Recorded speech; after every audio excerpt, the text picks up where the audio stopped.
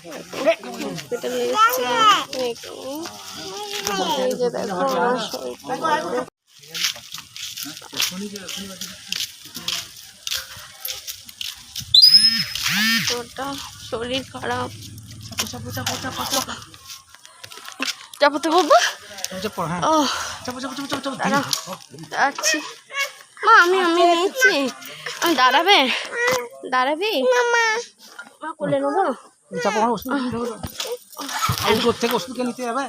অনেক দেরি এখন অবধি বসবেও না। বড্ড পেটে ব্যথা হচ্ছিল আর এই ভেতর ধরপর বলছিল, একদম শুতে পারছি না। ওটা মাথা ফাথা ঘোরাচ্ছিল। ট্রিটমেন্ট নিয়ে চলে এসেছিলাম হসপিটালে। দুটো ইঞ্জেকশন দিয়েছে জানো।